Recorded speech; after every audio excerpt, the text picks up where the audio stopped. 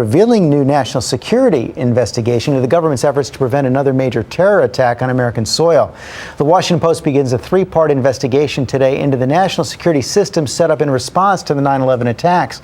And what they discovered is startling. The series is called Top Secret America, and its co-author William Arkin joins us now. And Bill, thanks for joining us this morning. What I was most struck by in reading your piece in the Washington Post is how vast this apparatus has become. More than 850,000 people working across more than 1,200 government agencies, 1,900 private companies in 10,000 locations. You know, that's a lot for people at home to absorb. So for everyone trying to get a handle on this, what's the single most important thing they need to know about this top secret America? Well, George, thank you for having me on. I think that the reality for Americans is that we've done exactly what America does best, but now, 10 years after 9/11, we have to ask ourselves whether or not this gigantic system that we've created for counterterrorism provides us both value in terms of money and also makes us safer. And one of the things we've learned in this 2-year investigation is that the evidence shows that no one really is in a position of confidence to say that we are safer today than we were 10 years ago.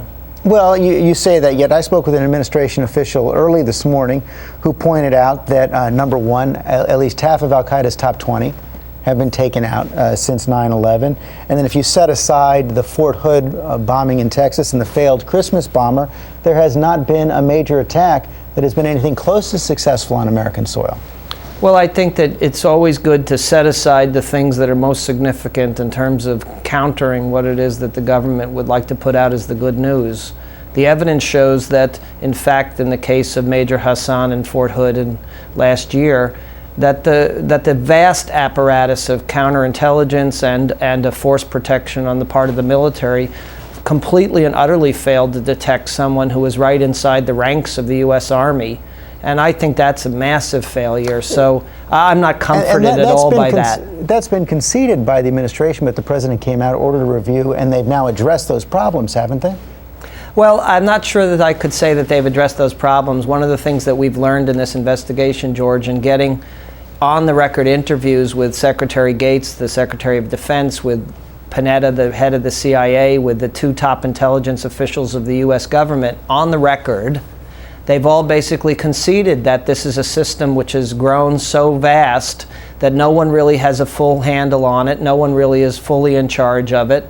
And they've basically agreed with our conclusions that they themselves, even within their own agencies, are not able to determine all of the redundant work that's being done and whether or not it could be done in better ways. Although Dennis Blair says, who's the head of intelligence, was the head of intelligence, said that this is not redundancy, it's actually tailored intelligence. But I want to get to a separate point there. You also reveal the existence of several secret sites in places like shopping malls. And one other problem the administration has with your report is they say the very existence of this database that you've created is troubling, that it's a roadmap, could be a roadmap to our adversaries that could be very easily altered as well.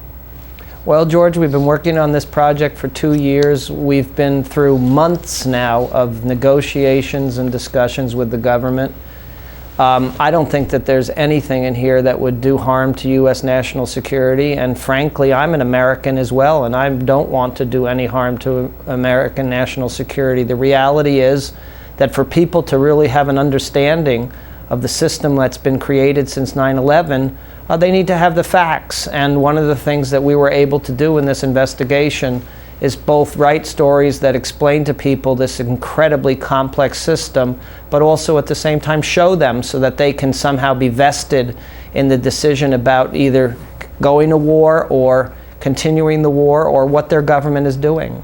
Okay, William Arkin, thanks very much. We'll be watching for parts 2 and 3. Thank you.